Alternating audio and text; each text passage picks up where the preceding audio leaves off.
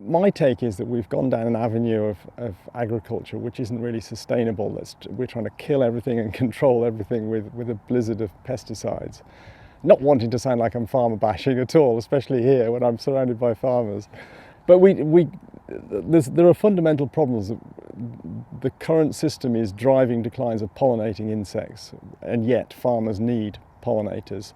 It's driving declines of beneficial insects like predators of pests, which also we really, I think, need if we want to sustainably manage crops into the future. So we need to find a way of growing food, but working with nature at the same time, supporting pollinators and natural enemies and wildlife in general. There are lots of options as to how we might support insects in farming. Personally, I think we need to reduce pesticide use.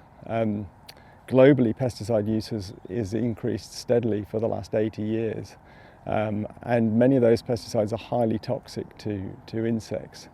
But there are alternatives. We don't have to rely on pesticides to control pests.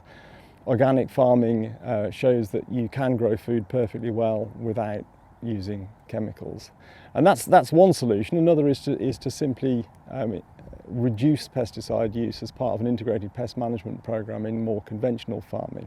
And again, it's perfectly doable, but I guess what I'd really like to see is more government support to help farmers transition away from reliance on pesticides.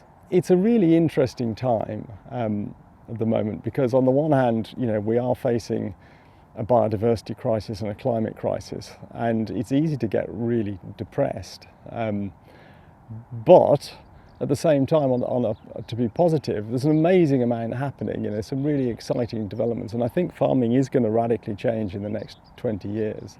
And it has the tools to tackle many of these big environmental problems. We can lock up carbon in trees and soil. We can find ways to support biodiversity and produce food from the landscape. And there are farmers here that are already doing this. So I think we can turn it around, but we really do need to pull our finger out and get on with it.